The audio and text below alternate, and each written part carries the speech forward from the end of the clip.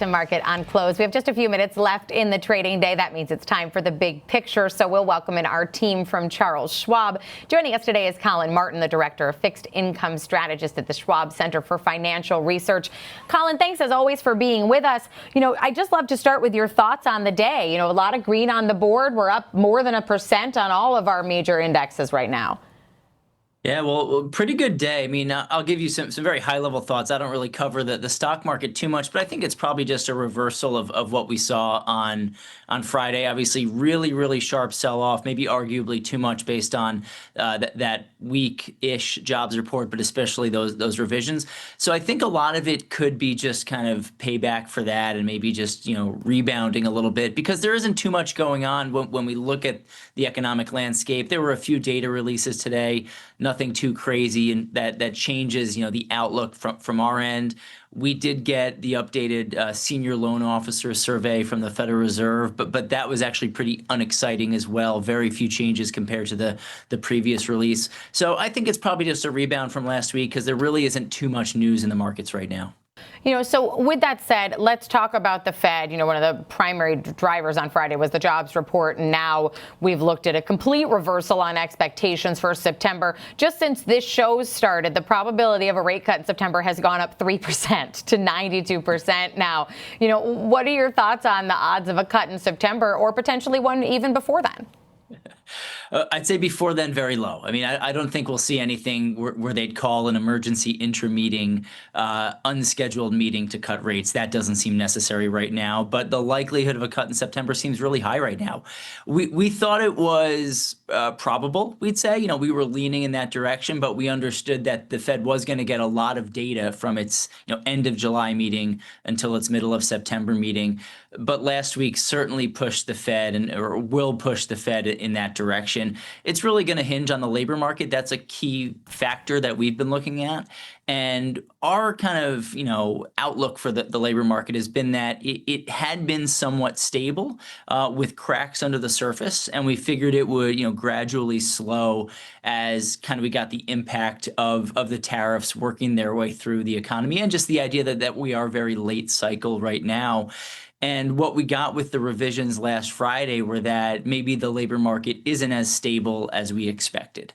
And if the cracks that we were seeing under the surface are actually much more prevalent right now, that should pull the likelihood of that Fed rate cut up. So, the market reaction we've seen since then seems, as expected. When we look at the two dissents from last week, specifically with Fed Governor Waller, he cited the potential for the labor market to weaken, and that's why he wanted to dissent in favor of rate cuts. So I think we'll probably get more officials, whether it's district bank presidents or Fed governors, probably on the idea of a rate cut if we see more evidence that the labor market is in fact cooling. Now, of course, we will get the August report in the beginning of September. That'll be their last kind of major economic release before the meeting. So we'll be paying attention, and Fed officials will be paying attention to more revisions, to kind of see what we were, how accurate were those May and June revisions that we saw last week,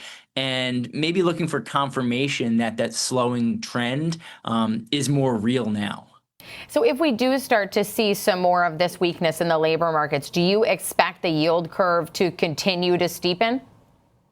We do. We think we'll see short-term rates fall a lot more than long-term rates. If you look at the whole yield curve right now, from T-bills all the way out to the 30-year bond, we're seeing yields that are well above the expected Fed funds rate at the end of next year. So that's where we get our probabilities of what the Fed may or may not do, not just at the next meeting, but over the next 6, 12, 18 months. We get that from the Fed funds futures market.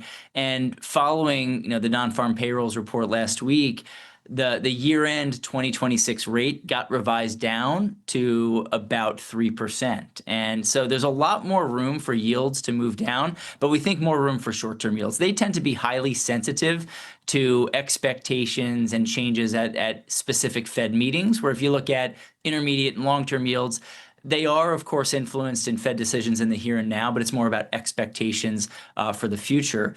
We don't think long-term yields will fall as much as short-term yields for a few reasons. One, we think trade uncertainty, even though we've gotten more certainty in terms of tariff rates, I think there's still a lot of uncertainty out there in terms of the duration and potential changes down the road, but also fiscal concerns. It's not something that we pay too much attention to because over time, there hasn't been much of a relationship between, say, budget deficits and our debt levels and what that means for the level of treasury yields.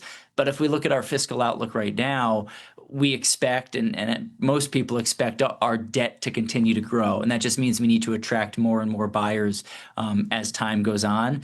And maybe that doesn't pull long-term yields up significantly higher, but it might prevent yields from falling as much as, say, short and intermediate term yields.